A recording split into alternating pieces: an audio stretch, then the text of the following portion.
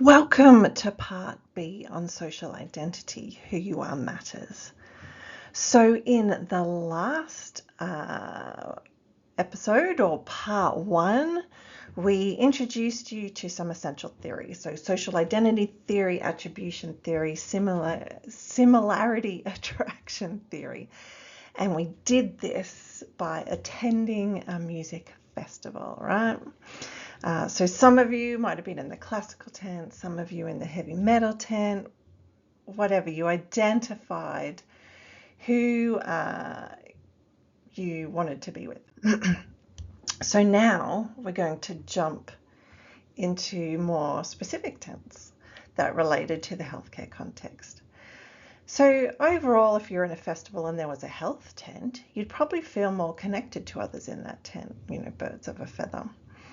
But let's break that down. And so we're in healthcare and we're going to break it down into kind of tribes or professions or disciplines. And I'm breaking it down into disciplines because this is really what came out in the receiver-based research I did, where profession really influenced how people communicated and received messages. So there are different tribes based on context. So we got that one we understood this from part 1. So different disciplines will tend to congregate in the same tents as those who are similar to them, right? So this is similarity attraction theory. So nurses will tend to favor nurses and want to go into the nurses' tent, and doctors will tend to favor doctors and they'll want to go into the doctor's tent. And so remember, context is key because that will decide what the prominent identity is for somebody. So remember Mel in the classical tent with the doctor and them challenging a medication order. It would be like no different if there was a tent full of men and a tent full of women, and I would feel more comfortable going in with the tent full of women because, that's where I would feel more comfortable in that context. So, what is the takeaway? Perceived similarity builds bridges. Miscommunication often comes from wrong assumptions about intent. We tend to jump to conclusions about people's intent, right? And not their actual behavior, or not get curious to understand their behavior. If we understand our own biases, we can break down barriers and improve collaboration. So next time you're tempted to judge someone from another tent, another discipline, ask yourself, is it the music or is it my assumptions? So is it the person, the other discipline, or is it the assumptions I'm making about their behavior? So let's look specifically in detail. All right, so again, salient, prominent identity is dependent on context.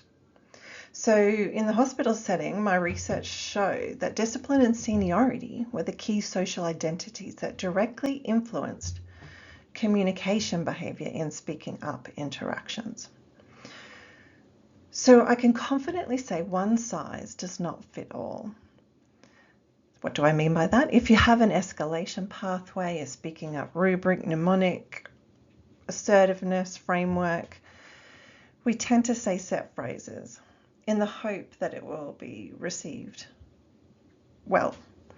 But what I categorically know from the research is depending on discipline, depending on social identity, people will hear the same message very differently.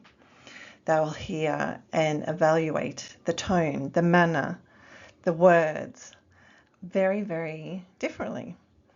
And so this has implications, right? Because the goal of speaking up rubrics and mnemonic is for them to land well on everyone, but that's not the case. So we need to understand the importance of social identity in communication. And this may be why speaking up training isn't always overly successful, or why it doesn't stick, because it doesn't take into account context and social identity.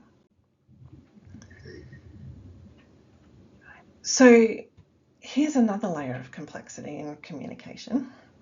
So we talked about interprofessional or differences between professions.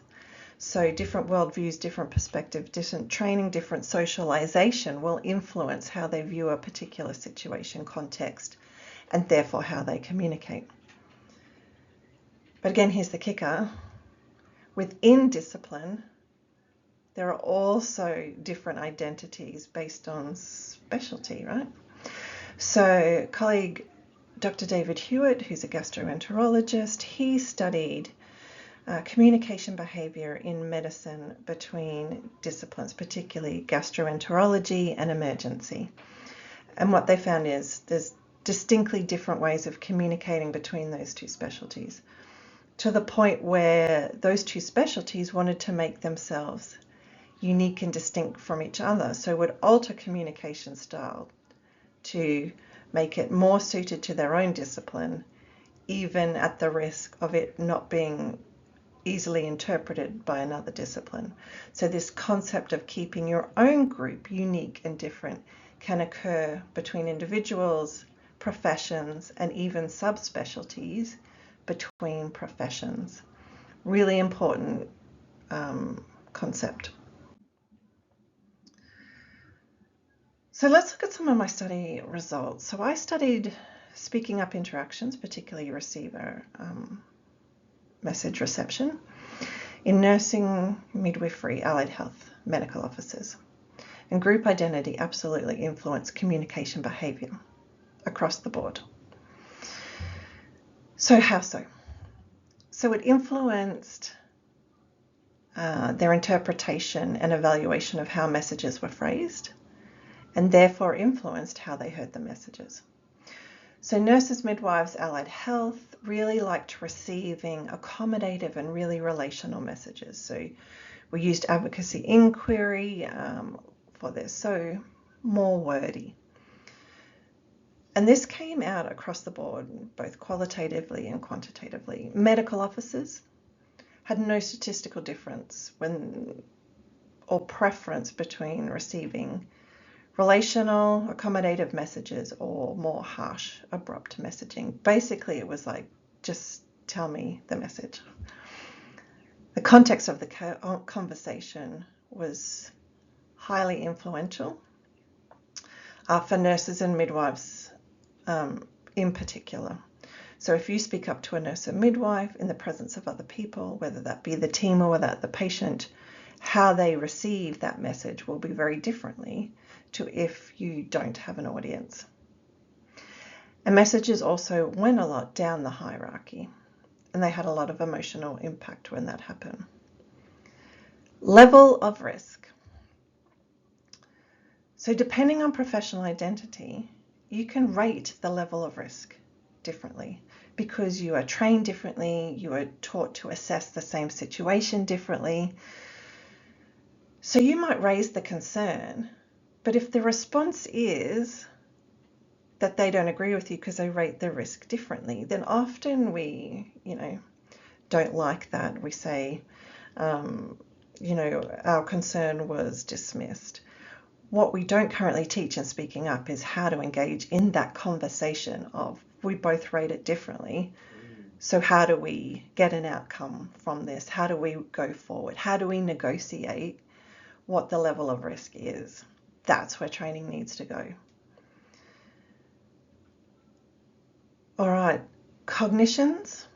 So different disciplines used attributions differently.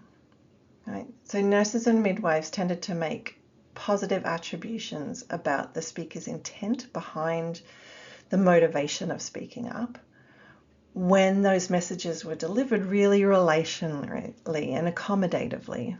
So when they were polite and respectful. Not so when they came, harsher and abrupt. Allied health, though, were great. So they could really attribute positive intent even when they didn't like how the message were delivered, which really allowed them to engage in speaking up interactions more. And medical officers didn't really talk about making attributions at all, so wasn't a big thing for them. And so all these things influenced how receivers evaluated the speaker and evaluated the interaction. And we know from communication accommodation theory, which was used in these studies, that that will then directly inform future speaking up interactions and intentions with the same person or with a similar type of person. So that might be a similar health discipline. So telling people, for example, just to speak up based on this information doesn't mean they can do so due to all these influencing factors. So we need to help people and give them the skills to navigate context, to understand the impact of social identity in the moment. So this means not just learning set phrases, but communication skills. How do we adapt our communication to different contexts? And it can be tricky. And this theory can be tricky, right? So I encourage you to work through the content, have a read, do the exercises, and then come back and watch part 1 and part 2 again to help reinforce the learning for you. All right, I look forward to seeing you on the other side.